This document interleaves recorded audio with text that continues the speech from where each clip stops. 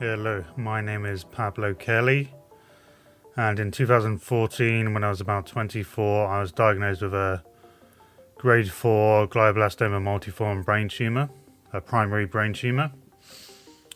I was given 6 to 9 months without standard of care and 12 to 15 with standard of care in chemotherapy and radiotherapy. Since then, it's been almost 8 years this September in 2022. I am now 33.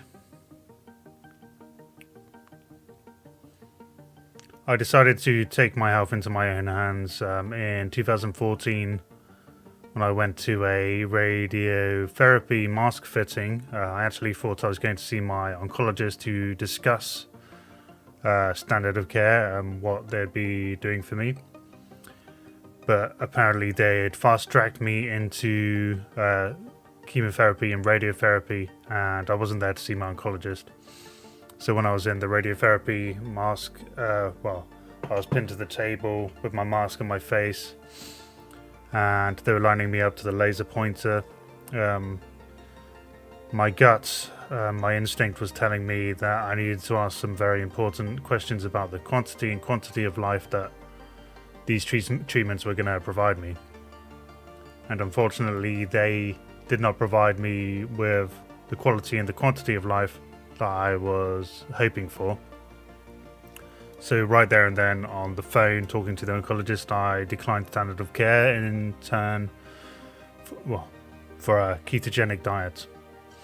Very little known back in the day. I'd only met one person, a woman with a lower grade brain tumor who'd had great success. So that was how I decided to change it. Yeah, so keto, I started doing keto and I got straight into the 1-to-1 ratio of ketones to glucose within the first 2 weeks. I took lots of supplements, anti-inflammatories. I collated iron and copper in my blood, and I think that was about it for about 2.5 years. I also did a bit of hyperbaric oxygen therapy, but for me, it actually caused seizures when I was in the pressurized chamber, so I sat in with the mask on and just inhaled pure oxygen.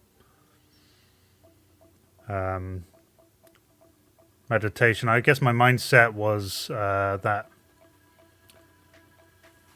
when they gave me the news that I had a glioblastoma multiforme, I was already prepared. I'd done months of research. I was fully aware of what it meant for me. But in that moment, when I looked over to my partner and my mum, who was sat there with me, my mother was shocked, and she'd gone white as a sheet. My fiance now, she was on the verge of tears. She started to cry. I originally just said, "Oh, fuck my life," and I got very stressed, very angry. Why is this happening to me? And then when I looked at them both and looked at their suffering and how they were coping, I decided I was going to be stronger than that. I was not going to be the victim. So I said to myself, in my mind's eye, I said, I'm going to live. I'm going to live my life with love. I'm going to love my life. So that's how I changed my mindset, and I guess that empowered me to keep on going. And yeah, my tumor was inoperable. And in 2017, after a review of one of my MRIs, the oncology and surgery team, they decided that it was finally operable. So, 3 years passed from diagnosis, and I really kept it going. I had stable scans up to that point, but the tumor was slowly growing. And the tumor had actually changed shape, so it had found a new path to go into, and it was basically more accessible. And obviously the Professor Whitfield at Plymouth Derriford Hospital in the UK, he basically had done over 100 operations before mine, and he said, I'm very experienced in this, so I hope you can trust me. And I said, well, yeah, I want to go for it, because if it's going to give me more longevity, then why not? I've been doing ketogenic for nearly 8 years now. In September it will be roughly 8 years. And in that time, in fact, after my first awake craniotomy, I had about 8 to 12 months of general good health. My seizures disappeared for a while. My tumor actually dissolved. There was no visible sign, and all I did after the operation was do ketogenic diets and supplementation. And after about a year, I think, I had a recurrence. After I went to a children with cancer conference, I had the scan just before I went. And obviously, we got pregnant just as before I had the operation, which really kind of solidified my will to live. I had the operation, we had that base, we gave birth to Luna in 2018. She's now 3 years old. And yeah, so basically as soon as I had the reoccurrence, I had met someone at this Children with Cancer conference in London in 2018 in October, where I did a speech and I shocked a room full of oncologists and neuroscientists. And basically I met this guy, Misha Sakharov, and he's like, he was a ex-tennis and football coach who had almost sudden athlete death when he was, at one point a couple of years ago, and he basically came up to me and said, I really, really wanted to meet you, and I'm glad I get to talk to you. If you ever have any problems, further on in your experience, please come to me. So we exchanged numbers. When I got the reoccurrence, I thought to myself, it's time for a change. This isn't working. I'd actually gained 2 stone in weight whilst eating, because basically I had no visible sign. I was like, it's time to let loose a bit. I wasn't so restrictive on my diet, because I went, when I was initially diagnosed, I went cold turkey on carbohydrates. Not complex carbohydrates, but refined carbs. And I went even further with that. I went to low glycemic vegetables, only seasonal vegetables. I cut out fruits and berries completely. I steamed my vegetables to maintain the nutrients. Organic meat only. And when I met him, when I spoke to him after my reoccurrence on the phone, I said, what can you do to help? And he said, well, what I want you to do is go zero carbohydrate, carnivore, and intermittent fasting. So I was eating, protein and lardo, lots of lardo. And I cut out seed oils and nut oils as well. And milk and stuff. Very clean carnivore diet. And I got the same result within 3 months of starting carnivore. So I got a stable scan. There was no growth at all. Very, very, very minute changes in the scan. And I did that for about 3 years until my seizures, my epileptic seizures, they got a lot worse and they changed. So I was having epileptic fits where I'd have the seizure, it'd be a grand mal or a tonic-clonic. But I was fully aware. I didn't lose consciousness towards the end. I just kept on having like a marching seizure, but it just kept on going. Very scary. And I was like, I've got to call my surgeon and ask for a scan, because I was on 6 to 12 month scans at that point because of the stability of the tumor over 3 years. And I had my second awake craniotomy in December the 21st, 2021. So that's my second awake craniotomy. It's this different this time because they make you drowsy. They don't put you to sleep before, because the first time I had the awake craniotomy, I woke up crying. I was like, oh, what's going on? I freaked out, and I was like, just cried my eyes out for about 30 seconds, and then I realized that I was on the operating table, and it was okay. A second time, the second time it was different. They made me drowsy, and when I was drowsy, apparently I told the entire surgical team that I loved them all for doing what they were doing for me. It was very nice for them. I think it enriched their lives a bit more and made them happier. So I guess the surgery went a lot better. But that time I lost the feeling in my left hand. So I was doing all these exercises where I'd touch my fingers backwards and forwards, and I lost complete functionality in my left hand. In the beginning, the cost of my treatments was substantial, because the amount of supplements I was taking to try and chelate copper and iron to reduce inflammation, to boost my immunity. I think it was about $1,000 a month. So we managed to raise some money on GoFundMe, but there's no support from the medical side of things in terms of finances, which sucked because no one had, as far as I was aware at that point in time, not many people had chosen supplementation or diet as a primary treatment for a terminal brain tumor. So we were able to do some fundraising back then, and currently I'm trying to raise finances for removing all of my amalgam fillings, because I've got like 11 and I can taste the metal in my mouth, which is not very good. Being outside of the standard of care, there is very little available to me in funding. I can try and do a fundraiser, a crowdfunding source for myself, but unfortunately I found that the longer you live with terminal cancer and the more you ask for people, the same people, the less they want to give. It's like, oh, this guy again. Maybe he's just lying, I don't know. It's the madness of it.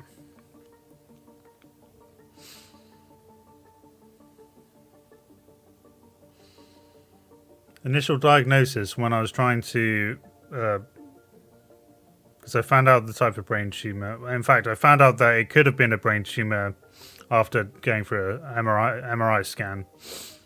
They said, yeah, it's definitely a tumor, but we don't know what kind. We're going to have to do a biopsy. In the time that it took for them to organize that, it was about 2 months of waiting. I was on the computer just typing in different search results, basically based on my upbringing, which was homeopathy and alternative spirituality. So I had already done the research. I'd already found all this information: keto diets, graviola, fruits, apricot kernels, supplementation, boswellia, curcumin, all these different things. But I was very confused about what would actually work for me. After extensive research, like nowadays, in 2022, there is a lot more data out there, a lot more anecdotal evidence of survivors and thrivers within the cancer world. But for me, there was like one example, and that was the woman I spoke about. So it was just really difficult to really find something that might work. But I was so lucky. I'm going to say it was fate that I met the woman, that I was directed to her, that I asked the right questions, that I changed my mindset, that I embraced my life more fully and focused on the quality and quantity of my life. And when I spoke to my oncologist on the phone, when I denied standard of care, I asked her about how the chemotherapy would affect me, how the radiotherapy would affect me, and she said, you're going to lose your hair, probably become impotent, you're going to have to bank your sperm, your immune system will be shocked, so we're going to have to do blood tests consistently. And to me, the quality of life was going to be, 6 days of chemotherapy. I don't know the logistics, but it was quite a lot of treatment, little time to rest and spend time with my family. So it'd be like almost every day going to the hospital, backwards and forwards, backwards and forwards, backwards and forwards. And then after that, they don't know if it would have continued to do the job in reducing or, treating the cancer. So quality of life, and then, 6 to 9 months without standard of care. I thought to myself, the quality of life in those 6 to 9 months is going to be way better, more enriching, more loving. So that's why I declined standard of care, is because these toxic treatments, these things that were going to affect me in such a big way, destroy my body, I didn't want that. I was like, yeah, I'm going to live my way. This is my choice. So in doing a metabolic treatment, I gained the time for my tumor to become operable. I gained a lot of time with my family and a lot of precious moments. I gave birth, well, I didn't give birth, but I helped conceive 2 children. I've got another boy and a girl now. Malachi is nearly 1 in June. Luna will be 4 in June. She's just started nursery. Yeah, it's basically, I don't know, maybe I was lucky, but my doctors tell me I'm lucky, but I did the hard work. I was very restrictive. I was very strict. I started to really enjoy what I ate, and I really, really still enjoy it. I'm actually about to transition into eating more raw meat to reduce the energy it takes to digest, which many people frown upon. But as long as the meat is chilled, as long as it's fresh, it's going to do me good. And this will hopefully reduce the seizure events that occur, because after I eat, I tend to get epileptic aura, and a feeling that, as soon as it hits my belly, within 10-15 minutes, I get this sensation that there's an aura happening. I've fluctuated from being very strict to being kind of lenient. I've incorporated, double cream occasionally, a couple of berries, but then when I had the recurrence, I decided I've got to be clean again. So I've had a little bit of yogurt here and there. I kind of pulse it. I don't eat too much. I think it's just being confident in yourself and trusting in not just your doctors, but in yourself fully. Embracing your life, embracing your loved ones, and forgiving your past. So any arguments you've had with someone that you can't forgive, I would say that's important. Reconnect with the people that you've lost through your ego identity and how you've reacted in the past. I found that when I got diagnosed, my family decided that their mortality was being challenged because they were about to lose a grandson, a son. There was a rift in my family and it got mended. So now they're in contact, they're able to talk to each other, they're able to respect each other. And I'm really happy that that's happened through the influence of me essentially dying. So yeah, in doing metabolic treatment, I've actually embraced life. I find that that's the most important thing I could have done. And embrace the present moment rather than your past or your future. Don't fear what's going to happen. Don't resent the past or being a victim of the past. I've had such a good life, and my viewpoint on death is that I'm less afraid of it because I've been dying for technically 8 years. Being my own advocate and asking my doctors to kind of understand what I'm doing and believe in what I'm doing, I've had almost no support from my doctors. They go, oh, well, whatever you're doing is working. They don't try to understand it. They don't go, oh, a ketogenic diet could actually be beneficial for all my patients. They're totally ignorant to it. They don't even want to look at it. They are blinded by it. They can't hear you. They can't see you. But they can definitely speak to you. Yeah, they don't agree with me that a ketogenic diet has saved my life.